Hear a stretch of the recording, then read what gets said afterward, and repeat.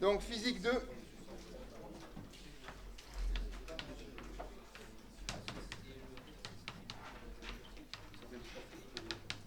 C'est pas le chapitre 2, c'est la deuxième partie. D'accord? Électrocinétique. Voilà. Oui, je t'écoute. Des parties ou des chapitres? Ça, c'est une partie, ça. Des parties, je crois qu'il y en a 7. 8 peut-être. Je peux compter si tu veux. Hein. Il y a optique, électrocinétique, mécanique 1, onde, mécanique 2, thermodynamique, magnétisme et induction et quantique tout à la fin. Donc 7 plus 1. Quoi. Voilà. Le chapitre, c'est à l'intérieur. Ça commence ce chapitre-là. Voilà. Le chapitre, il y en a beaucoup plus. Il y en a à peu près 3, entre 2 et 3 par partie. Ouais. Il y aura de la chimie, un tiers. Un tiers du point. Un quart. Bah, à la fin de chaque période. À la fin de chaque semestre.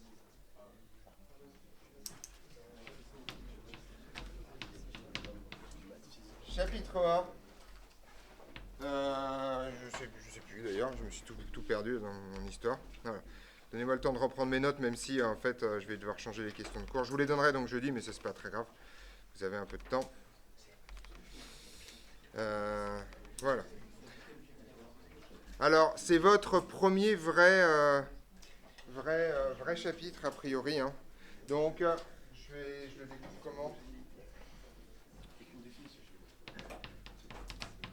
Je vais peut-être faire 4 chapitres en fait, je vais voir. Ok, je vais faire ça comme ça. Circuit en régime continu. Base de l'électrocinétique.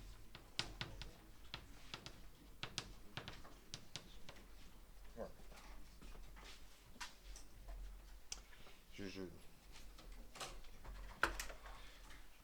Donc je vais faire 4 chapitres. Tenez, changer un peu mon histoire. Voilà. Et on va essayer de faire... Donc au départ, c'est vraiment les concepts de base. D'accord?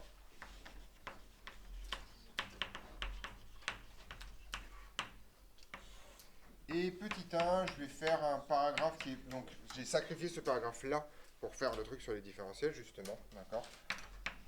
Mais je vais quand même en parler un peu. Phénoménologie. Donc phénoménologie, ça veut dire description simple des phénomènes, d'accord, de ce qui se passe pour introduire à diverses grandeurs. Alors, comment on fait ça? Sans trop de calcul, ok, c'est parti. L'électrocinétique procède en fait historiquement de l'étude des phénomènes électriques. Jusque-là, j'ai pas dit grand-chose, d'accord. Et au départ, électricité, d'accord, le mot électrique, ça vient en fait du mot ambre en grec, d'accord. Donc, depuis extrêmement longtemps, on sait que lorsqu'on frotte un truc sur un autre truc, enfin, ça dépend des matériaux, d'accord, ça crée en fait des phénomènes qui sont visibles d'attraction, d'accord. Donc, l'électrisation des cheveux, des choses comme ça, d'accord, voilà. Donc, c'est des manips qu'on fait plus trop parce que c'est pas hyper intéressant, d'accord, en vrai. Mais en fait, l'étude de ces phénomènes-là a conduit au départ à montrer en fait, ça se passe au 18e à peu près, que grosso modo, il y a des phénomènes qui ont déjà qui ont des signes, des phénomènes d'attraction et de répulsion, d'accord, entre diverses charges, qui a conduit l'humanité d'abord à penser qu'il y avait deux types de charges dans les phénomènes électrostatiques, d'accord, puis ensuite à comprendre qu'en fait il n'y en avait qu'un seul, d'accord, c'était une charge donnée, et que en fait le caractère répulsif ou attractif c'était lié à le fait qu'il y en avait trop, ou au contraire qu'il n'y en avait pas assez, d'accord. Cette particule, vous la connaissez très bien, il y a quelqu'un qui lui a donné un petit nom, il a pris le mot électrique, il y a un on derrière, il a appelé ça un électron. D'accord. Donc au départ, c'est une particule, on ne sait pas trop ce que c'est, on a du mal à savoir si ça va être détaché des atomes ou pas, déjà qu'à l'époque, on détachait des atomes, bon, c'est compliqué. Et ensuite, en fonction des conventions, en fait, il s'avère qu'à un moment donné, pour quantifier ça, on a parlé d'une électricité positive, d'une électricité négative, et pas de bol, celle qui est liée à une surcharge d'électrons, c'est celle qui est négative. Donc c'est ça qui a fait que l'électron est une charge négative, puisqu'on avait dit arbitrairement positif ou négatif un siècle avant, et que, bon, c'est tombé comme ça, on avait une chance sur deux. Donc les électrons sont négatifs, non pas par structure, c'est juste un show humain, d'accord, voilà, et on n'a pas tout refait après, une fois qu'on a découvert ça, c'était pas extrêmement grave. Par ailleurs. Donc l'idée est la chose suivante, lorsqu'on a étudié ces phénomènes, donc ça on parle du début du XVIIIe siècle, Et on se rend compte d'un truc, c'est que, quand vous faites ces exercices d'électrification, vous pouvez en fait transmettre les propriétés d'électrification à travers des matériaux. Ça s'appelle des conducteurs. On dit, si vous faites le boulot, mais que vous posez du cuivre dessus, vous allez retrouver la même chose de l'autre côté. Donc le début de l'électricité, c'est ça, c'est de se rendre compte qu'en fait, les phénomènes électriques se déplacent à l'intérieur d'un certain nombre de matériaux qui sont dits conducteurs. Ça, c'est quelque chose que vous avez dû croiser au collège, d'accord, avec des matériaux conducteurs, des matériaux isolants, enfin de la phénoménologie très primitive. D'accord. Ensuite, on se rend compte d'un certain nombre de choses, et en fait, ce qui va faire la grosse bascule en termes quantitatifs, c'est la chimie. En fait, à un moment donné, on se rend compte qu'il y a des phénomènes un peu similaires dans le vivant, d'accord, et on va finir par comprendre en fait qu'on est capable de produire de l'électricité avec de la chimie. Ça, c'est le début d'une grande aventure qui dure jusqu'à présent, qu'on appelle les piles, ou les batteries. D'accord. Grosso modo, en fait, vous pouvez utiliser de la chimie pour produire du courant électrique. Ça, on verra ça tout à la fin de l'année. Et une fois qu'on raconte ça, en fait, on est capable de quantifier de façon très nette l'électricité qui passe d'un côté à l'autre d'une pile, tout simplement par des mesures de quantité de matière. Regardez simplement la matière qui a disparu d'un côté ou la matière qui est apparue de l'autre. Là, je vous fais un résumé bien rapide, d'accord. C'est la définition originelle de la mole, par ailleurs, au départ. La mole, c'est la quantité d'hydrogène qu'on produit lorsqu'on fait un truc comme ça, voilà, etc. Bon. On fait un certain nombre de boulots. Résultat des cours, au début du XXe siècle, on est convaincu à peu près qu'il existe une particule qui s'appelle un électron. D'accord. On sait que ce n'est pas des atomes, puisque c'est extrêmement léger. D'accord. En fait, la première fois qu'on mesure le rapport E sur M, on a déjà une vague idée de ce que c'est que la charge du truc, la masse d'un atome, et on trouve un facteur 10 000 en fait, entre la masse qu'on devrait trouver et la masse du truc qu'on est en train de mesurer là. Donc on ne voit pas trop ce que c'est, mais on sait que ce n'est pas des atomes, c'est beaucoup trop léger. D'accord. Vous savez que les électrons sont extrêmement légers par rapport au proton, par rapport à l'atome en tant que tel. Et donc globalement, en fait, on a ce truc-là. Donc l'intégralité des... Donc je vous fais ça, c'est un résumé rapide, c'est pas très grave pour vous raconter ça. Le principe est relativement simple. Toute l'électrocinétique procède de la chose suivante. Du déplacement de charge, essentiellement dans les circuits électriques d'électrons. D'accord. Donc je mets de côté le déplacement des ions, le déplacement des trous, d'accord, enfin tout ce qui est semi-conducteur, etc., etc. On va faire des choses très simples, d'accord. Le déplacement d'électrons. Et il va y avoir deux grandeurs qui vont nous intéresser dans cette histoire. La première, c'est le moteur de ce truc-là. Donc ce qui met des électrons en déplacement, c'est tout simplement ce qu'on appelle une tension. D'accord, c'est une différence de potentiel. Et la quantité d'électrons, ou plutôt la mesure du déplacement de ces électrons. Autrement dit, à peu de choses près, le nombre d'électrons qui passent par un endroit donné. Un peu comme si vous êtes sur une autoroute, vous mettez un péage et vous comptez le nombre de voitures qui passent par seconde ou par unité de temps devant ce truc-là. D'accord. Cette grandeur-là, à un facteur près, s'appelle l'intensité. Ok. C'est les deux grandeurs dont on va avoir besoin aujourd'hui. Donc on est parti. Donc c'est juste histoire de faire une petite introduction. Bon, on y va. L'étude des circuits électriques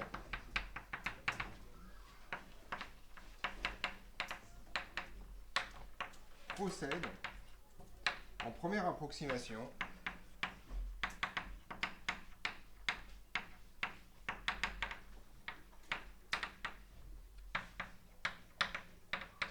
de l'étude du déplacement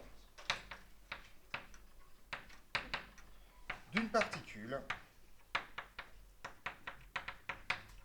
de point l'électron. D'accord. De charge. Alors on y va. Charge de l'électron. Alors, donc je vais l'appeler QE, la charge de l'électron. Parce qu'en fait, ça ne vaut pas E, la charge de l'électron, ça vaut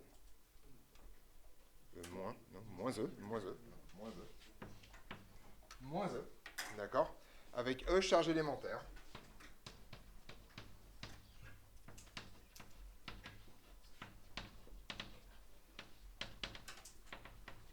Et à pas beaucoup de chiffres significatifs près, E, ça vaut 1,6 10 puissance moins 19 coulombs. C'est donc positif. D'accord. Et la charge de l'électron est donc négative, si vous voulez le noter, pour vous en souvenir. Mais ça, je pense que vous le saviez déjà. D'accord là-dessus. Voilà. Alors, de la même façon que si vous voulez mettre des objets en... Vous voyez, là, bon, là, vous ne les voyez pas, mais vous allez les entendre. D'accord. J'ai des craies, là, on est d'accord. Et si je veux les mettre en déplacement, il faut que je penche le truc. On est d'accord. Donc, la mise en déplacement de charge, de manière très très générale, se fait en fait de la même façon que la mise en déplacement d'objets massifs dans le champ gravitationnel. Il faut en fait qu'il y ait une différence de quelque chose. Alors vous connaissez déjà, vous savez que si je dis tiens, j'ai un truc qui tombe, vous avez déjà vu en terminale ou en première l'aspect force du problème. C'est soumis à une force qui est vers le bas, donc c'est tiré vers le bas. Mais peut-être vous vous souvenez qu'il y a un autre point de vue sur le sujet avec la gravitation, qui est une histoire d'énergie potentielle. Grosso modo, un objet qui tombe, c'est quelque chose en fait qui convertit de l'énergie potentielle en énergie cinétique. D'accord? Il part d'une énergie potentielle qui est élevée, et au fur et à mesure, il descend les énergies potentielles. Ça vous parle, ça? Un peu de choses près, d'accord? On reverra ça, bien entendu, en mécanique, c'est juste histoire de vous sensibiliser à ce qui va arriver. En fait, ce qui va faire que les électrons, plutôt de manière générale, les charges, vont se mettre en mouvement, c'est que vous avez une différence d'altitude électrique, et cette altitude électrique, elle porte un nom, ça s'appelle le potentiel électrique. D'accord? C'est ça le principe. Donc, le moteur de ce mouvement,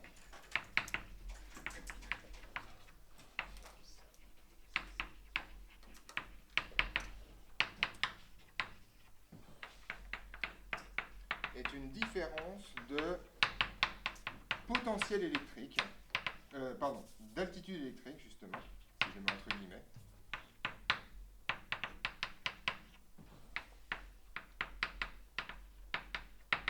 et cette altitude électrique, elle porte un nom, elle est appelée potentiel électrique.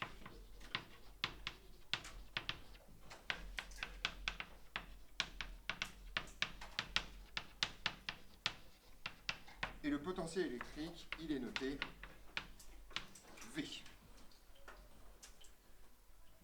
Tout simplement parce que son unité standard, c'est le volt. D'accord ? C'est extrêmement important que vous compreniez cette analogie. Pour moi, c'est la meilleure façon de comprendre l'électrocinétique. D'accord ?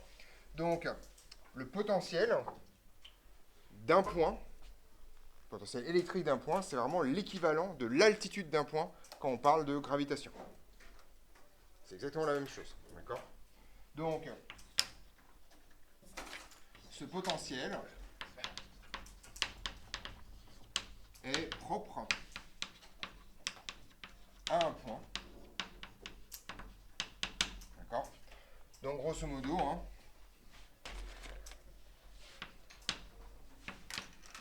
à tout point d'un circuit, à tout point A d'un circuit, par exemple, voilà, on peut associer son potentiel, qu'on va noter en général V indice A. Voilà. Alors, petite remarque, ça, c'est ce qu'on appelle un champ scalaire. Donc, on va voir la notion de champ. En fait, vous avez déjà croisé le mot champ tant en physique que dans d'autres domaines plus vulgarisés. En fait, le champ, c'est tout simplement une fonction, une application, qui à n'importe quel point de l'espace associe une grandeur. D'accord ? Si cette grandeur est un vecteur, on appelle ça un champ vectoriel. Si cette grandeur est un nombre, on appelle ça un champ scalaire. Le potentiel est donc un champ scalaire. D'accord ? Vous connaissez déjà le champ gravitationnel, qui à n'importe quel point de l'espace associe le champ de gravitation. D'accord ? Vous connaissez champ magnétique et champ électrique, pareil, deux autres champs vectoriels. C'est le même truc. En gros, c'est une fonction qui, à n'importe quel point de l'espace, va dire, bah là, j'ai une valeur qui décrit le potentiel. Oui, je t'écoute. Donc la tension électrique, en fait, c'est... Ça arrive. Ça arrive. Je réponds pas à ta question parce que ça arrive là dans les 3 minutes, quoi. D'accord ? Voilà. Dans les 3 minutes, non, dans les 3 secondes, en l'occurrence. D'accord ? À partir de ce moment-là, la tension électrique entre un point, on définit ce qu'on appelle la tension électrique entre un point A et un point B, qui est tout simplement la différence de potentiel entre ces deux points. D'accord ? Donc, de la même façon que le potentiel, c'est l'altitude, la tension, ce serait, si vous faites la différence d'altitude, non. Alors, l'altitude, c'est en haut, d'accord ? C'est pas la latitude, d'accord ? Donc, si vous faites la différence entre la latitude de votre tête, si vous faites la différence entre l'altitude de votre tête et l'altitude de vos pieds, qu'est-ce que vous obtenez ? Ouais. Entre l'altitude de ta tête et l'altitude de tes pieds, tu obtiens ta profondeur. C'est quoi ta profondeur déjà ? Réfléchissez avant de répondre, s'il vous plaît, et dites pas les trucs au pif, Samy. Vous donnez votre taille, d'accord? On obtient une hauteur. Donc, cette distance, ce truc est extrêmement important. Vous faites toutes et tous la différence entre l'altitude et la hauteur. D'accord? La hauteur, c'est une différence d'altitude. On est d'accord? C'est un truc qui est propre à un objet. Ok? L'altitude, par contre, c'est un truc absolu, ou en tout cas par rapport à une référence donnée. Mais on est d'accord que c'est pas la même chose, ces trucs-là. Ça s'exprime dans la même unité. L'altitude, c'est en mètres, la hauteur, c'est en mètres. D'accord? C'est le même problème entre le potentiel et la tension. Le potentiel, c'est une valeur. La tension, c'est une différence entre ces valeurs. Ok? Donc, on définit alors la tension électrique. Alors, le mot électrique a tendance à disparaître puisque, sauf si vous faites de la médecine, tension, ça veut dire que ça, en général. Enfin, il y en a d'autres, il y a tension de surface, mais en général, on dit. Donc, quand je mets les mots entre parenthèses, je ne sais pas si j'ai déjà fait en optique, ça veut dire que, grosso modo, c'est dans la définition, mais qu'on ne l'utilise pas. On parle de tension tout court. D'accord? Voilà. Si, je l'ai fait en optique quand j'ai dit les foyers principaux. Les principales, d'accord, on dit foyer, c'est fini. Donc, on définit alors la tension électrique entre A et B par, tout simplement, UAB. Alors, faites attention, c'est une vraie saloperie, ce truc-là. C'est le seul cas en physique où ça se passe comme ça. UAB, c'est VA moins VB. C'est-à-dire que les lettres là sont dans le même ordre que là. C'est comme ça. C'est parce que l'électrocinétique est une discipline très vieille, et donc il y a des choses qui restent comme ça. D'accord? C'est comme ça. D'accord? Et elle est notée comme ça. Vous avez un point A, vous avez un point B comme ça, et la tension UAB, elle est notée comme ça.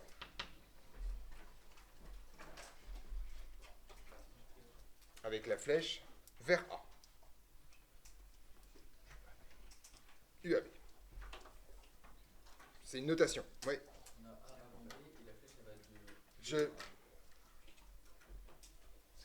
C'est comme ça. D'accord? Voilà. Vous l'apprenez, vous le bouffez, c'est comme ça, voilà. C'est une convention, c'est en vert.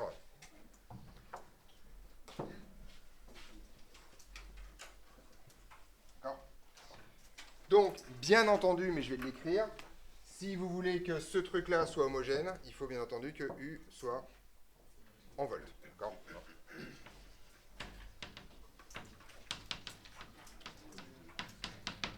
UAB est donc également en volts sans aucune forme de problème. On est d'accord là-dessus? Alors, donc, d'un point de vue physique, V représente l'altitude et U représente une espèce de hauteur électrique. Autrement dit, le courant électrique, vous pouvez le voir comme en fait des charges qui dégringolent une hauteur électrique. D'accord? Un peu comme une gouttière finalement, un fil électrique ou un conducteur, c'est un peu comme une espèce de gouttière.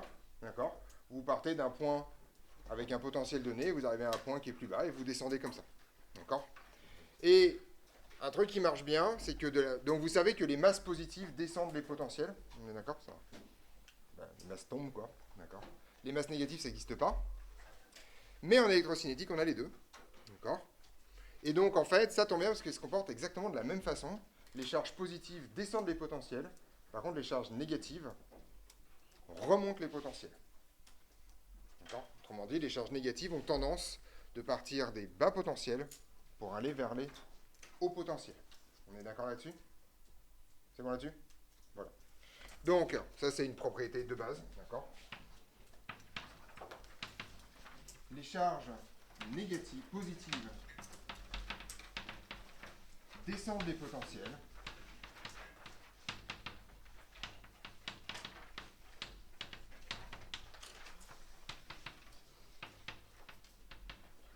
Et les charges négatives les remontent.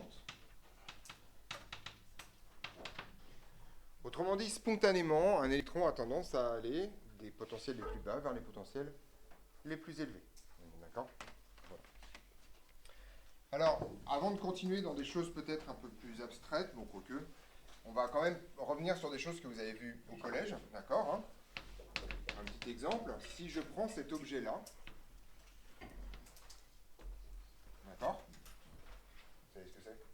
Même si je dessine pas bien, c'est bon. Et si je fais ça et que je mets un plus et un moins là, c'est bon, c'est ce que c'est maintenant. Ok, c'est une pile, d'accord, voilà. Donc, si je prends ce truc-là que vous connaissez très très bien, ça signifie que ici, par exemple, je décide que ici, j'ai un potentiel égal 0, d'accord, voilà, je vais mettre V- égale 0, ça veut dire que ici, V+, ça vaut 1,5 volts, d'accord, et que la tension U, dans cette histoire, que je vais appeler U plus moins, ça vaut aussi 1,5 volts, puisque c'est la différence entre les deux. Je mets la flèche comment? Du moins vers le plus ou du plus vers le moins? Je t'invite à regarder là-bas. D'accord, voilà. Comme ça. D'accord? Tout simplement parce que c'est plus-moins. En fait, vous faites le potentiel de la flèche moins le potentiel de la queue. On est d'accord là-dessus? Bon, c'est pas très compliqué dans cette histoire. Donc là-dessus? Voilà. Si vous voulez pousser l'histoire de la... Je sais pas, moi quand j'étais petit, j'avais un espèce de jouet, mais vraiment petit, hein, genre 23 ans quoi. J'avais un espèce de jouet où c'était un espèce de parking et je faisais il y a un petit toboggan où on faisait descendre des voitures, puis à la fin on pouvait les remonter avec un petit ascenseur. Puis vous pouvez faire ça à l'infini comme ça. Je sais pas si vous avez connu c'est votre génération à ce genre de truc, mais voilà, c'est vraiment le truc très cool. Un circuit électrique, c'est exactement ça. Vous avez des charges positives qui descendent le toboggan, et votre générateur, c'est lui qui fournit l'énergie, c'est le petit ascenseur qui va remonter les charges en haut. Un circuit électrique, c'est uniquement ça. Une pile, c'est un ascenseur à charge positive. D'accord? Donc, les électrons font le contraire. Donc là, avec les électrons, c'est vous prenez ce jouet-là et vous le filmez à l'envers. Ça remonte le truc et vous pédalez pour refaire descendre les électrons. Donc, l'idée, c'est de vouloir remonter. D'accord? Mais je vais quand même bosser pour les faire descendre. Ça, c'est une autre conversation. On est clair là-dessus? Sur comment ça fonctionne, ce truc-là? Voilà. Donc l'attention, c'est le moteur du truc. C'est vraiment... Il y a plein d'images que vous pouvez avoir en tête. Vous pouvez imaginer que c'est une gouttière que vous allez pencher, par exemple, ou un truc comme ça, d'accord? De l'eau qui va couler, mais c'est exactement ça. Pour rendre compte du fait que les électrons se déplacent, ou que les charges se déplacent, on va en fait utiliser une grandeur qui est tout simplement, on va compter. Alors non pas le nombre de charges, parce que c'est chiant le nombre, parce que vous voyez, comme les électrons vont dans un sens et que les charges éventuellement positives vont dans l'autre sens, qu'est-ce qu'on compte en fait dans cette histoire-là? On va compter la quantité de charge qui se déplace, d'accord? Avec une petite subtilité, et ça c'est un truc auquel vous allez devoir vous habituer. Si je prends quelqu'un dans la salle et que je lui donne moins 2 euros, qui est devenu plus riche à la fin de l'opération? Ouais, bah évidemment quand même. On est d'accord là-dessus? Que donc en fait, l'utilisation des nombres négatifs permet en fait de compter également positivement des trucs qui vont dans le mauvais sens. Autrement dit, si vous comptez des charges positives qui vont dans ce sens-là, si vous avez une charge positive qui va dans l'autre sens, ça revient au même que de dire que vous avez une charge positive qui allait dans ce sens-là. En gros, c'est, si vous voulez l'imaginer comme ça, imaginez un réservoir, d'accord? Ça, c'est vraiment des raisonnements ultra subtils, mais c'est assez intéressant. Si vous dites, tiens, j'ai par exemple un coulomb, puisque la charge, ça sera en coulomb, on va en parler dans pas longtemps, si j'ai un coulomb qui est passé de ce côté-là à ce côté-là, d'accord? Ça signifie donc que la variation de ce truc-là, c'est moins un coulomb, et que la variation de ce truc-là, c'est plus un coulomb. On est d'accord là-dessus? Ça marche peut-être mieux avec des coulombs qu'avec de l'argent, j'en sais rien. Ça veut dire que cette opération-là, elle est équivalente à la suivante.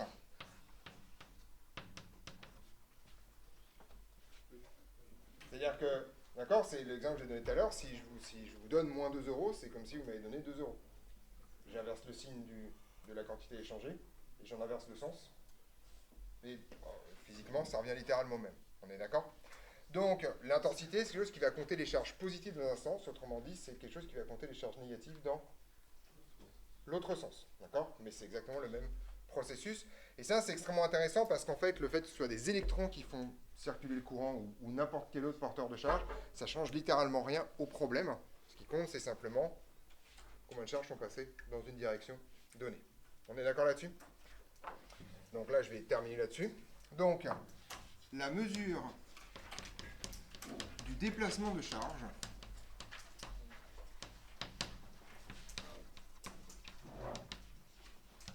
se fait via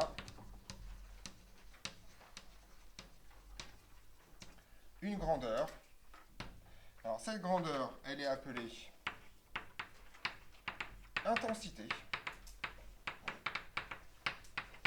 Petit i. D'accord, voilà.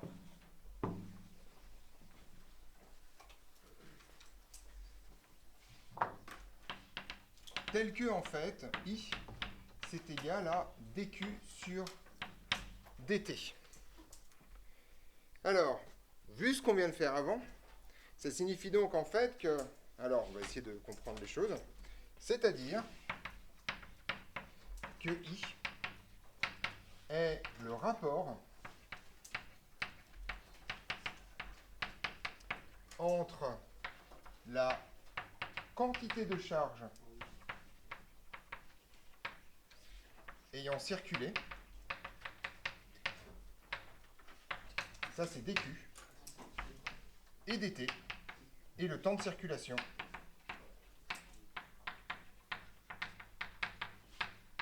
qui est dt. Donc vous voyez que j'ai pris un temps de circulation infiniment petit, dt, ce qu'on a vu tout à l'heure. Pendant ce temps dt, j'ai une quantité infinitésimale de charge qui a transité, dq, et je fais le rapport entre les deux. De là à dire que c'est une dérivée, il n'y a qu'un pas que je vais franchir allègrement. L'intensité est donc la dérivée de la charge par rapport au temps. D'accord? C'est la digression qu'on a fait, c'est tout ce qu'on a fait dans la première heure. Alors, là il y a un truc important, parce qu'en fait j'ai mis un truc sous le tapis, mais là pour le coup, il va falloir que je le ressorte tout de suite. Ce que ça veut dire, c'est la chose suivante. Je prends un bout de conducteur, d'accord? Ça peut être un fil par exemple, d'accord? Voilà. Et je regarde en fait le nombre de charges qui ont transité. Donc je prends une section et je compte. C'est vraiment un comptage, hein, d'accord? Je ne sais pas si vous avez déjà vu les gens dans le train là, qui font clic-clic, là, voilà. Vous comptez les gens qui montent dans le train, clic-clic-clic-clic-clic, vous comptez. Sauf qu'au lieu de compter les gens, vous comptez leur charge, leur masse que vous voulez, voilà, mais c'est la même chose. On est d'accord? Ça c'est dq pendant dt. Mais vous voyez qu'il y a un problème, c'est que j'ai fait une flèche là, on est d'accord? Si je compte dq, mais je compte dans l'autre sens, est-ce que je vais avoir le même résultat? Ben non, je vais avoir un moins en fait, tout simplement, parce que la charge qui va être perdue ou gagnée de ce côté-là va être perdue ou gagnée de l'autre côté. Donc en fait, cette définition de l'intensité, qui est la définition officielle, il n'y a pas de problème, elle masque un truc important, c'est qu'en fait, on a, pour faire ce comptage-là, on a dû... Posez-moi une question à moi. Oui, ben. Ayant circulé. TQ. Et le temps de circulation. Il y a le P et un résidu de ça. Et le temps de circulation. D'accord? dt. Oui. C'est juste, là c'est une double flèche, d'accord, hein, grosso modo, hein, c'est juste pour dire que ça va par là. Et ça, c'est là où on compte en fait, d'accord? C'est vraiment un péage, hein. Vous comptez vraiment littéralement ce qui est passé. Donc, ça c'est un truc important. Cette définition nécessite une orientation du sens de comptage.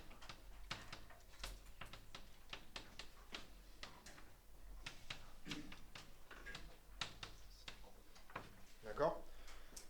Ça, c'est un raisonnement extrêmement important. Vous pouvez vraiment dire que, en fait, si vous avez une charge qui passe comme ça, c'est comme si vous aviez une moins charge qui passait dans l'autre sens. Ok? Autrement dit, l'intensité, quand vous allez la représenter, elle va également être représentée par une flèche pour donner le sens conventionnel dans lequel vous représentez l'intensité. On oriente donc l'intensité. Alors ça, c'est une des pires grandeurs qui sont en physique, c'est-à-dire que c'est une grandeur qui ressemble salement à un vecteur, mais on va jamais lui coller une flèche sur la tronche. D'accord? Voilà. On oriente donc l'intensité comme ça. Donc l'intensité, ça se note comme ça. D'accord?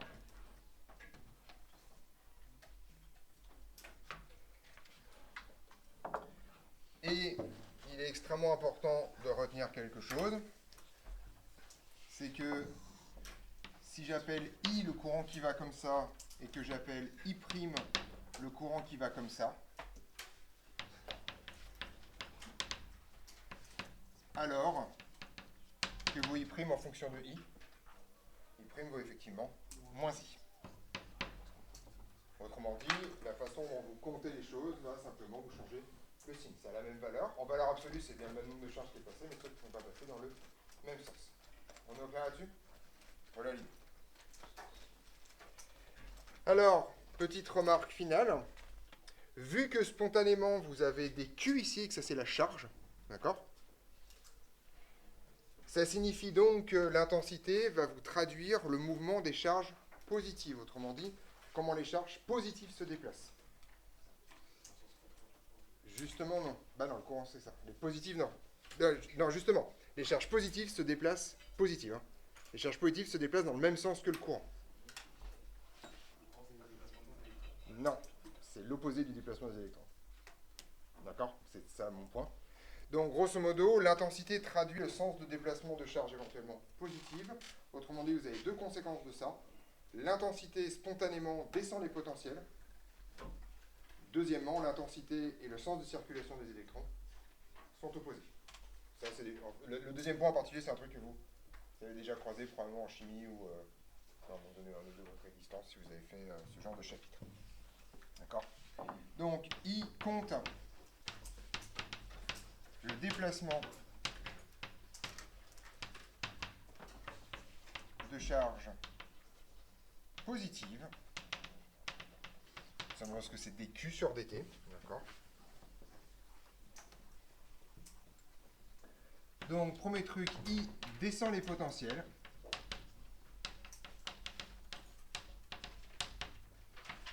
Si I est positif, d'accord? Faites attention, I peut être une grandeur négative par ailleurs si vous l'avez mal orienté. Mais si I est positif, ça signifie qu'il est orienté dans le sens de la descente des potentiels. D'accord? Et les électrons circulent en sens contraire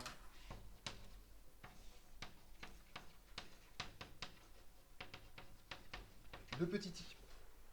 D'accord? Ça, vous avez déjà croisé ça? En général, c'est en chimie qu'on croise ça quand on fait les piles. Donc on compte les électrons dans un sens, on dit l'intensité dans l'autre sens. Voilà, d'accord? Oui? Ça veut dire que I descend les potentiels. Ça veut dire que si tu as un potentiel... Alors, je vais faire un dessin pour que tu comprennes. Ça signifie que si je prends mon exemple de tout à l'heure, une pile comme ça, d'accord, et que je mets un circuit comme ça, ici tu as un potentiel V égale 4,5 volts, ici tu as un potentiel V égale 0, donc les potentiels ils descendent dans ce sens-là, d'accord? Ça signifie donc que l'intensité spontanément elle va aller par là, et que I va être positif. D'accord? Tu auras une intensité positive des hauts potentiels vers les bas potentiels. D'accord? Voilà. Et là, tu remontes ton intensité, d'accord? C'est vraiment le petit ascenseur, là. Voilà. Et ensuite, il y a l'intensité dans le toboggan. On est d'accord là-dessus? C'est bon? Oui? Excuse-moi, mais le courant, par définition, c'est le sens de circulation des... Le courant, par définition, c'est l'intensité. Alors, courant et intensité, c'est la même chose. Hein. C'est le même... Plus exactement, l'intensité, c'est la mesure quantitative du courant électrique. Et de manière très générale en physique, on a une tendance assez forte à utiliser la mesure à la place de la grandeur et inversement. Donc le courant électrique, c'est un truc que moi j'utiliserais assez peu comme terme, je parlerai directement de l'intensité, comme mesure effectivement du courant électrique. Oui. Il descend les potentiels, c'est ça? Enfin, si I est positif, c'est-à-dire que I descend les potentiels. Pourquoi les potentiels négatifs sont toujours... C'est toi qui imposes le potentiel en fait au départ. Donc, vous, dans votre vie, c'est extrêmement rare qu'on impose le courant. Ça existe, mais c'est très rare, c'est compliqué à faire par ailleurs. Vous, ce que vous imposez, c'est les potentiels. D'accord? Quand vous avez une prise ici, d'accord? Voilà. Je le fais dans l'autre sens. Hein. Quand vous avez une prise comme ça, vous savez qu'il y a un des deux potentiels qui est à 220 volts, l'autre qui est à 0. D'accord? Bon, ok, ça va alterner, c'est chiant. Bon, d'accord. Mais en continu, enfin, je vais faire un continu, d'accord? Plutôt du 12 volts sur un port USB. Prendre un port USB. Vous savez qu'il y a un des potentiels qui est à l'extérieur qui est à 0. Et une des broches à l'intérieur qui est à 5 volts. D'accord? Et là, vous savez que le courant, il passe de 5 volts à 0. Et il va revenir. Petite remarque, ça vous impose aussi que votre circuit soit fermé. Sinon, l'intensité ne circule pas. Elle va finir par se bloquer. Et puis, à un moment donné, ça va s'arrêter là. On est d'accord là-dessus? C'est bon sur la phénoménologie du problème. Il manque un truc, c'est que vous connaissez déjà. C'est l'unité de l'intensité. L'unité standard, c'est quoi? C'est des ampères, effectivement. I est en ampères, qu'on note grand A, et vous avez un truc immédiat, c'est que les ampères, c'est les coulombs, je vais mettre comme ça, que multiplient les secondes moins 1. C'est les coulombs. Les coulombs, c'est la mesure de la charge. On en a parlé tout à l'heure quand j'ai dit que la charge de l'électron, c'était... D'accord là-dessus? Voilà sur les unités.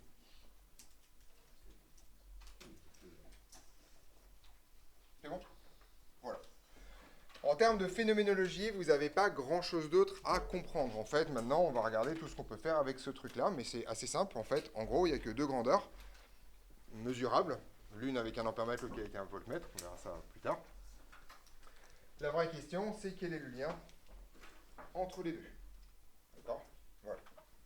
Et ça, on va regarder maintenant ce qui se passe. Alors, cette loi-là se démontre, c'est là-dessus que je me suis assis cette année. Je vais voir ce que ça donne, parce que je pense que c'est une démonstration que de toute façon, vous ne comprenez pas, vous n'avez pas les billes encore pour la comprendre. Vous la referez avec Madame Bouvresse, donc là, je vais vous la balancer direct. Voilà. Mais vous la connaissez. C'est la loi d'Ohm, d'accord? Alors, il s'avère qu'il y a un monsieur qui s'appelle Ohm, d'accord? Voilà. Qui, à un moment donné, on se concentre, messieurs, s'il vous plaît. Qui, à un moment donné, se dit, tiens, je vais prendre des objets conducteurs, d'accord, mais pas trop. Et donc, en fait, on est capable de mesurer la tension, et on est capable de mesurer l'intensité, d'accord, par divers appareils relativement simples par ailleurs. Alors, en fait, c'est des conversions. Au départ, l'intensité, on découvre l'intensité en faisant circuler du courant électrique dans deux fils, et on se rend compte que ces deux fils sont attirés ou repoussés en fonction du sens de circulation de l'intensité. D'accord? Voilà, ça c'est un couplage magnétique, ça c'est un truc qu'on verra l'année prochaine en magnétostatique.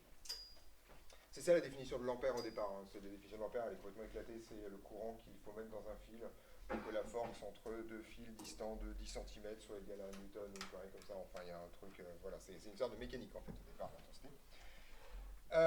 Mais donc en tout cas on sait faire ça, et donc Ohm dit, bah tiens, je vais prendre les objets et je vais essayer de voir, mesurer l'intensité en fonction de la tension que j'applique, d'accord? Et il se rend compte d'un truc, c'est que en fait, pour les objets simples, en particulier pour beaucoup de trucs, et ben en fait, il y a une relation de proportionnalité entre la tension et l'intensité, d'accord? Ce truc-là sera démontré après par un modèle qu'on appelle le modèle de Drude, qui par ailleurs est complètement faux, puisque la mécanique quantique n'était pas encore passée par là, d'accord? Après, ça devient beaucoup plus compliqué, mais vous ferez le modèle de Drude probablement l'année prochaine quand vous ferez l'électrocinétique microscopique, d'accord? Donc, ça c'est la base. Donc, je vais vous donner directement la loi. Hein, pour un conducteur, enfin, je vais le faire autrement. Un conducteur électrique est caractérisé par une grandeur, sa résistance,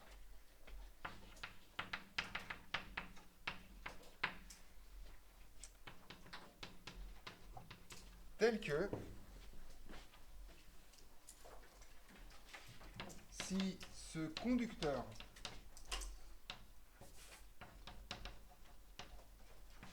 est soumis à une DDP. Alors, qu'est-ce que c'est qu'une DDP dont je parlerai souvent? Ouais. Une différence de potentiel. C'est quoi une différence de potentiel en fait? Ouais. C'est une tension, d'accord? Qui est égale à une tension, hein. C'est juste histoire de mettre tout le vocabulaire d'un seul coup dans une même phrase. Soumet une différence de potentiel U, telle que si ce conducteur est soumis à une différence, alors il est parcouru par une intensité I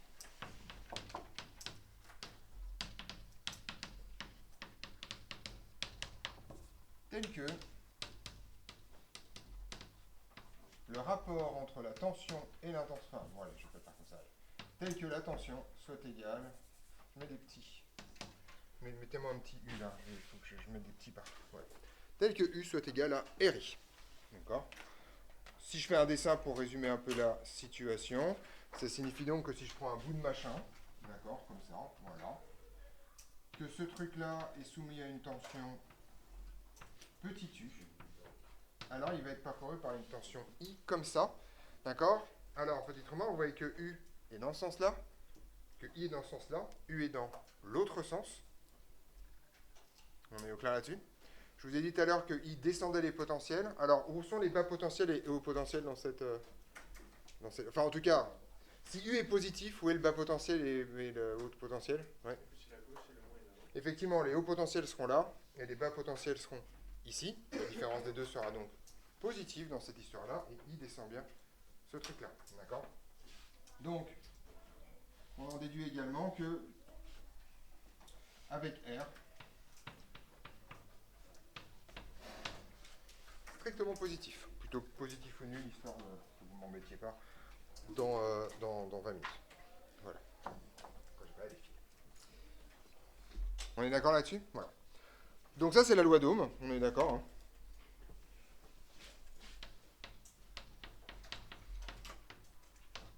Ça, c'est la loi d'Ohm. Alors, cette loi d'Ohm, on va l'utiliser abondamment. D'accord? Et on va tout faire pour s'y ramener. C'est une loi fort sympathique, par ailleurs. Mais elle a un petit problème, c'est que la résistance ne dépend pas uniquement du matériau dans lequel votre truc est construit, ça dépend également de sa forme. D'accord? Donc, en gros, par exemple, si vous prenez un objet et que vous le rallongez, sa résistance va être grande. Au contraire, si vous avez une longueur qui est plus faible, sa résistance va être petite. Ça, c'est plutôt facile à comprendre. C'est un problème de normes d'électricien, ça, grosso modo, vous savez peut-être pas, mais si vous avez déjà entendu parler des normes électriques, vous savez qu'au bout d'un certain temps, si vous faites une longueur de câble très grande, il faut en augmenter la section. D'accord? Donc c'est un truc relativement simple. En fait, ça vous donne la facilité avec laquelle les électrons, les charges vont réussir à traverser ce truc-là. D'accord? Donc d'un point de vue strictement physique, même si ça ne se passe pas du tout comme ça, plus ce truc-là va être long, et plus ça va être compliqué. D'accord? Il faut imaginer que la différence, c'est vraiment, je reprends mon histoire de gouttière de tout à l'heure, il faut bien se souvenir que la différence de potentiel, c'est une différence de hauteur. D'accord? Si vous prenez une gouttière très courte, et que vous la penchez comme ça, d'une hauteur donnée, vous allez avoir de l'eau qui va couler très très vite. Si au contraire, vous prenez la même gouttière, mais qu'elle est très, enfin, pas la même, si vous prenez une gouttière qui est très très longue et que vous faites la même différence de hauteur, vous voyez que la gouttière va être très peu penchée. Et donc l'eau, à cause des frottements, va couler beaucoup plus lentement.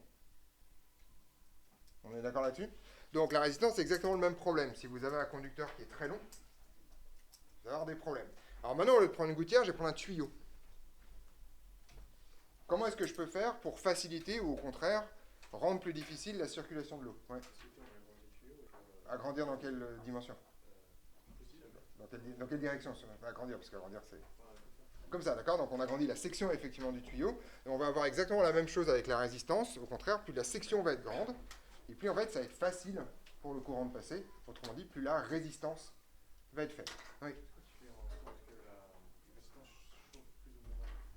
C'est exclusivement lié à R en fait, c'est l'effet Joule.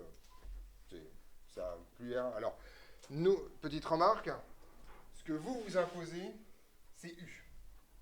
D'accord? Cette loi-là, en fait, c'est con, mais elle est mal présentée pour le monde moderne. Vous imposez U et c'est I le résultat. Donc en fait, on devrait plutôt l'écrire comme I égale U sur R. D'accord? En particulier, ce qu'il faut que vous compreniez, c'est qu'en fait, vous risquez d'avoir des incendies et des chauffes quand R est petit. Parce que U sur R va devenir très grand. D'accord? Et ce qui compte, c'est le produit des deux. U est toujours fixe, et ce qui va compter, c'est l'intensité que tu balances derrière. Vous savez très bien que si vous faites une petite remarque, c'est les prises là, c'est là, elle n'est pas branchée, parce qu'il y a une résistance infinie là. Quelle heure? Si vous mettez un fil, vous mettez une résistance quasiment nulle, et si votre installation est aux normes, ça saute. Si elle n'est pas aux normes, vous foutez un incendie. Donc ne faites pas ça chez vous, hein. Ne testez pas les normes de vos installations en foutant le feu, c'est rarement une bonne idée dans cette histoire.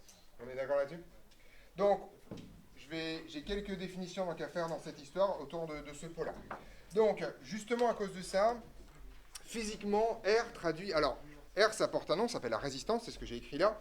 Donc, R traduit la résistance du matériau à la circulation de I. Comme vous mettez une tension. Tout le monde voit ça, ce genre de petit jeu là, je vais en faire beaucoup en début d'année. Vous voyez donc que si j'impose la tension, plus R est grand, plus I va être petit pour que le produit des deux soit constant. On est d'accord? Donc à tension donnée, donc R c'est vraiment une résistance. Ça empêche les charges de se déplacer puisque ça va diminuer la valeur de I. Donc parfois on a envie plutôt de parler de quelque chose qui va faciliter la circulation de I, et pour ça on définit une autre grandeur qui est la conductance. Et la conductance c'est tout simplement l'inverse de la résistance. Tout bêtement. Voilà. On définit également, mais ça c'est juste histoire de... c'est comme la vergence et la distance focale, c'est juste une histoire de refaire plein de paramètres différents sur le même truc. On définit également la conductance par... Donc la conductance, ça se note G. D'accord?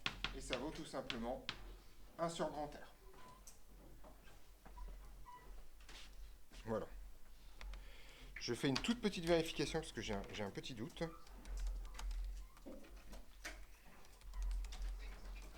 À chaque fois, je me trompe, donc voilà, c'est ça.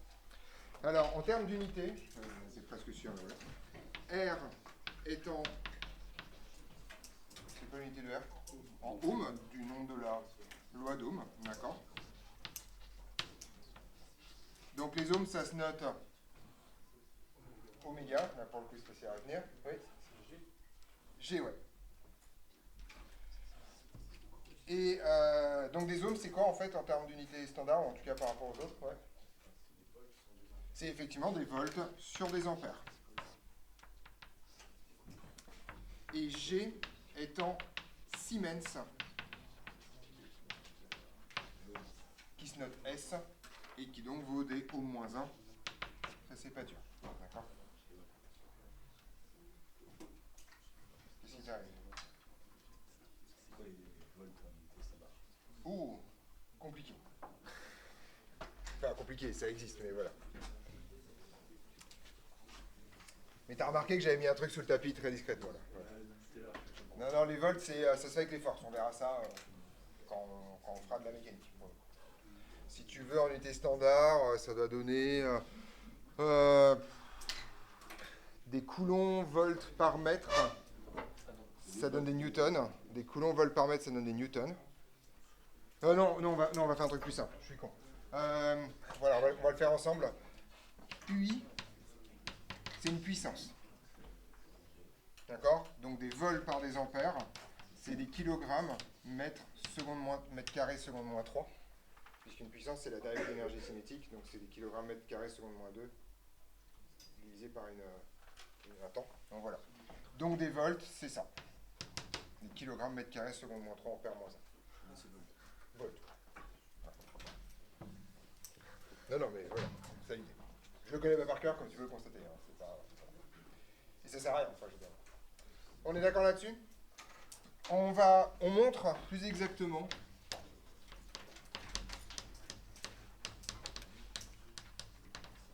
que grand R peut être, comment dirais-je, relié aux caractéristiques géométriques du matériau de la façon suivante. R, en fait, vous vous souvenez de la conversion qu'on a eue tout à l'heure, ça va augmenter quand la longueur augmente. Et ça va diminuer quand la section augmente. D'accord? Et il y a un facteur de proportionnalité entre les deux. Ce truc-là, ça vaut ρ. D'accord? Ou avec L, la longueur, S, la section. Donc là, si je fais un dessin juste à côté, ça veut dire que grosso modo, j'ai une espèce de cylindre comme ça.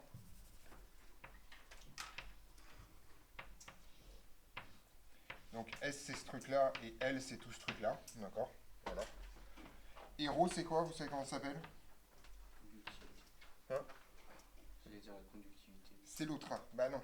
La conductivité, ce sera avec celui-là. Non, c'est pas ce rôle-là. Mais si avec conductance, on fait conductivité, avec résistance, on fait résistivité. Voilà. Voilà. Le gros avantage, c'est que ρ ne dépend que du matériau. C'est-à-dire que ça concentre la géométrie. et ρ concentre le matériau. D'accord? Donc là, vous avez l'aspect géométrique et de l'autre côté, vous avez l'aspect matériau. Petite remarque, la résistivité, c'est donc en quoi? Ce bloc-là, c'est quoi l'unité de ce truc? C'est des mètres moins 1. Donc ρ, c'est tout simplement des ohms. Ce qui multiplie des mètres. D'accord?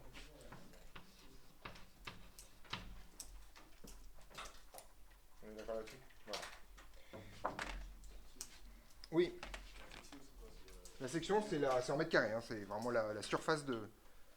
C'est la surface du disque qui est là. Et dernière chose, là-dessus, et on définit. Alors, il y a plusieurs façons de le dire, mais quelque chose que vous avez dû déjà croiser en chimie pour le coup. C'est quoi cette lettre, déjà? Sigma, c'est quoi? C'est la conductivité. Et en fait, sigma, c'est tout simplement l'inverse de la résistivité. D'accord? Qui donc, en termes d'unité, est en quoi? Effectivement, c'est en ohm moins 1, mètre moins 1. Et donc, c'est donc en Siemens, mètre moins 1.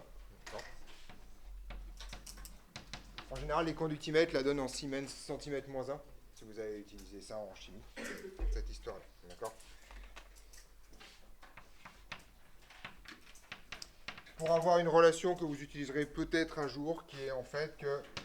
Mais on va comprendre les ingrédients. Donc, si on comprend bien, la résistivité, c'est un peu les frottements à l'intérieur du matériau. C'est vraiment à quel point le matériau est conducteur ou pas. Un isolant, c'est ρ infini. Un conducteur parfait, c'est ρ égale 0. Voilà. Et vous voyez que la longueur s'oppose à la libre circulation de l'intensité. Au contraire, la section le favorise. Si vous prenez le point de vue complètement inverse, la conductance, à votre avis, au niveau géométrique, qu'est-ce qui va faciliter le passage du courant? En termes géométriques, s'entend. C'est S, d'accord? On mettra la section en haut. Au contraire, on va mettre la longueur en bas. Et ici, on va avoir tout simplement sigma. Ça, c'est pour le sentir physiquement, mais c'est tout simplement l'inverse de cette relation. D'accord? J'ai juste fait l'inverse de ça. Et ça me donne G égale sigma S sur L. C'est pas... On est au clair là-dessus? C'est juste pour vous donner la physique du problème. Donc, la formule que vous allez utiliser le plus souvent, c'est ce truc-là. D'accord, voilà. Oui? La résistance, c'est vraiment la même différence. Est-ce que tu fais la différence entre la masse et la masse volumique? D'accord? Ben, c'est exactement le même truc. La masse, c'est un objet donné, il y a une masse donnée. La masse volumique, ça dépend que du matériau duquel il est fabriqué, et tu multiplies par ses caractéristiques géométriques par la masse complète. La résistance, c'est pas propre au matériau. Ce qui est propre au matériau, c'est la résistivité. Par contre, tu vas dire le cuivre a une résistance de temps. Tu vas dire le cuivre a une résistivité de temps. Et ensuite, un fil de cuivre qui fera telle longueur et telle section, il a une résistance de temps. D'accord? Donc c'est toujours un grand réflexe en physique de séparer ce qui procède de la géométrie de l'objet que tu as et un truc qui est intrinsèque au matériau qui le compose. Ouais. Et le sigma s'appelle comment? C'est la conductivité. J'ai oublié de l'écrire. Voilà. Excusez-moi. Ça, c'est la conductivité. Ça semblait être un objet, oui, enfin voilà. Comme ça semble être un objet connu, j'ai un peu oublié de l'écrire. C'est la conductivité. Donc loi d'Ohm, abondamment dans ces histoires. C'est vraiment que ça qu'on va utiliser pour l'instant dans ces histoires-là. D'accord? Petite remarque, cette loi-là, si vous voulez, elle a un nom. Si vous voulez l'écrire. Cette loi-là s'appelle la loi d'Ohm non, pardon. Vous avez, justement, c'est ça sur quoi je me suis assis. Donc non, je recule. C'est ça qu'il faut que j'enlève. C'est parce que je scanne mes questions de cours et je sais s'il faut que j'enlève ou pas. Tac, tac, tac, tac, tac, voilà. On est bon là-dessus? Ça, c'était le petit terme phénoménologie, c'est ça? Petit 2. On était déjà dans le petit 2? Oui, c'était la loi d'Ohm, ça. Petit 3. Donc, modélisation des réseaux électriques.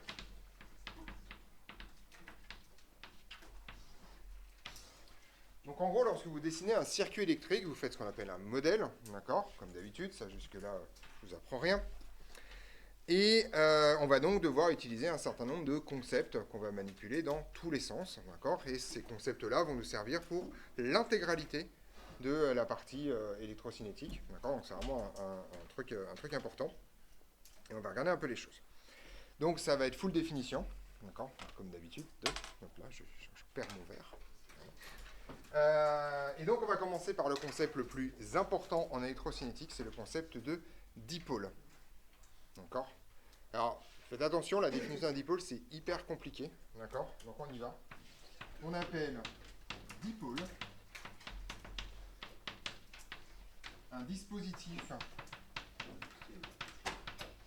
présentant deux pôles.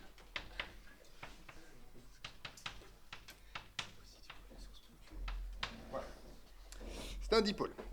Alors, ce que ça vous raconte, deux pôles, ça signifie que, alors quand même, c'est-à-dire deux endroits où vous pouvez le connecter à un autre dipôle.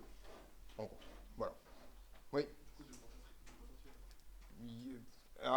Oui, du coup de potentiel, tout à fait. D'accord.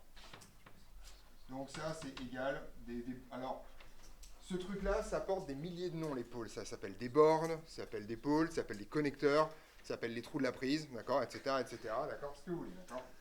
Égal des bornes, égal des prises, enfin des connexions, plus exactement. Connexions, etc. Donc ça, c'est important à comprendre.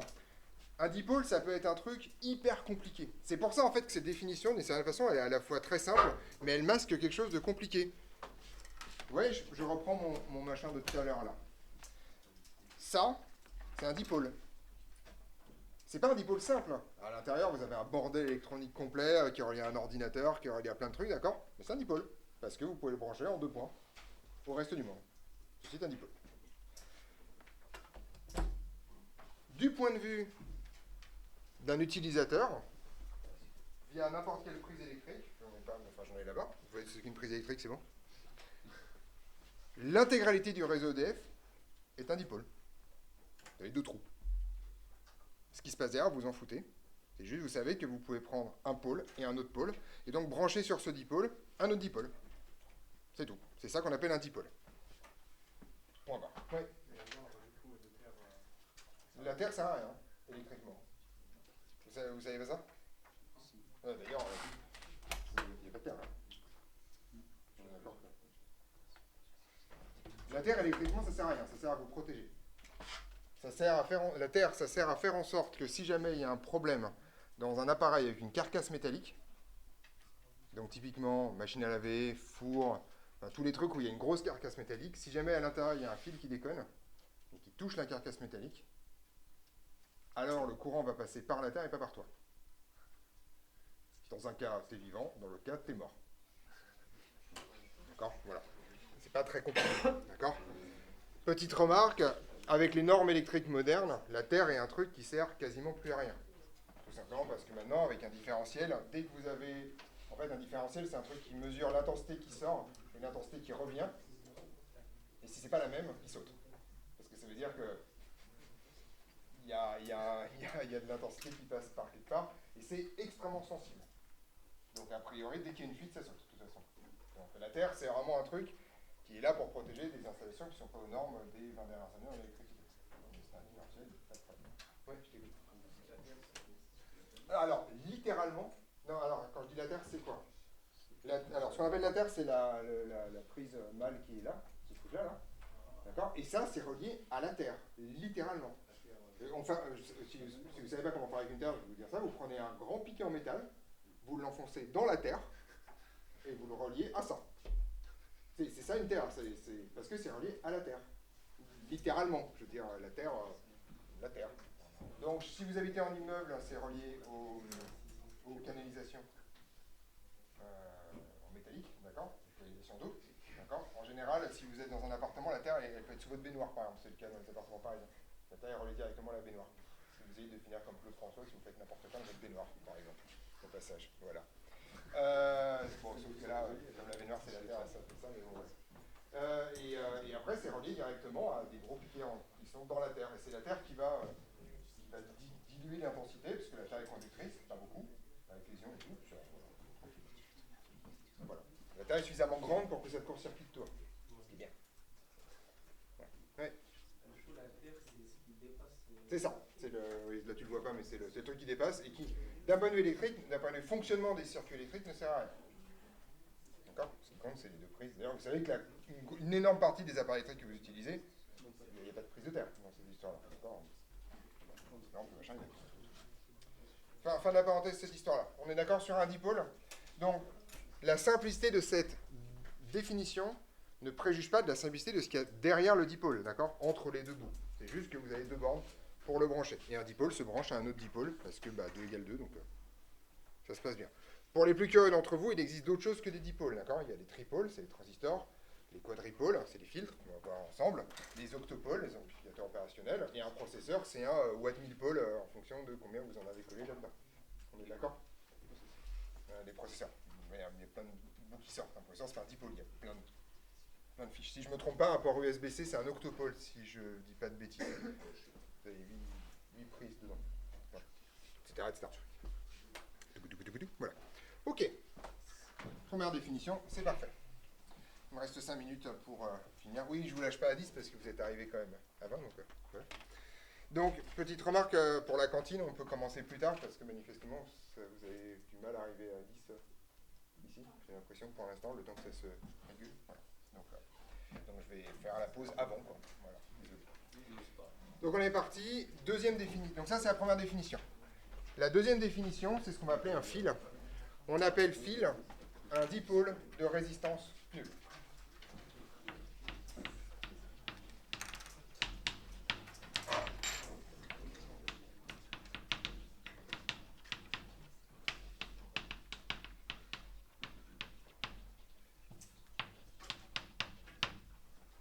D'accord? Ceci est un modèle, d'accord? Un fil, ça n'existe pas en vrai, d'accord? Mais l'idée, c'est que... donc, ça se représente comme ça, par exemple. Voilà, ça c'est un fil. Vous pouvez aussi le représenter comme ça.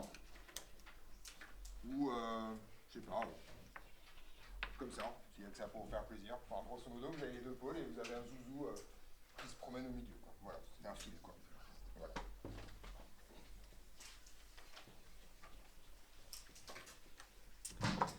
Alors, on va ensuite définir un nœud, d'accord? Donc un nœud, c'est un point du circuit d'où partent ou sont branchés au minimum 3 fils. C'est ça qu'on appelle un nœud.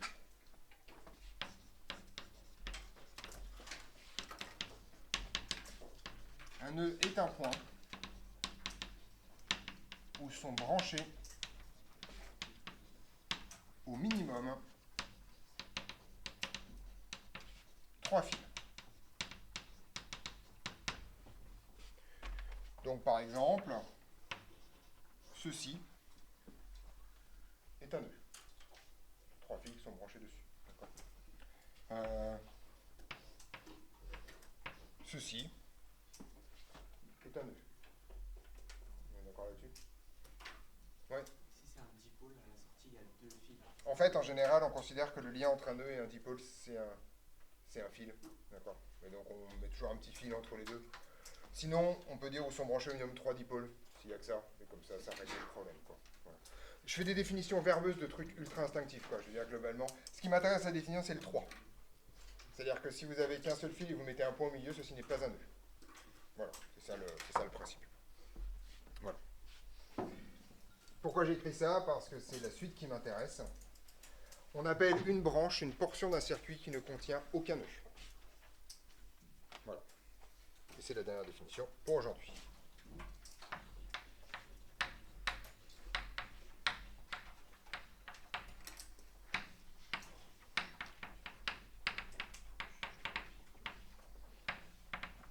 Une portion d'un circuit ne contenant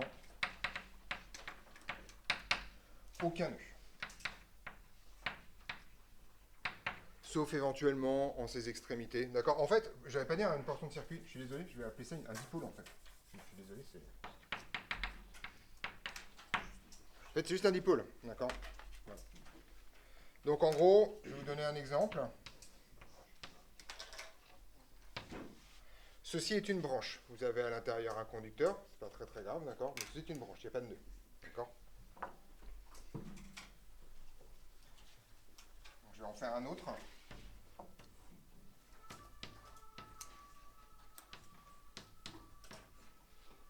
Ceci, dans son ensemble, on est d'accord que c'est un dipôle tout ça?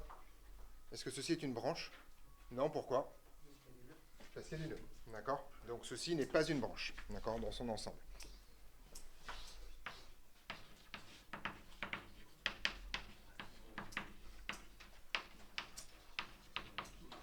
Même si c'est tout droit, d'accord?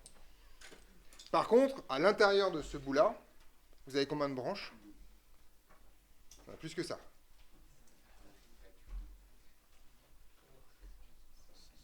6? Non. Non.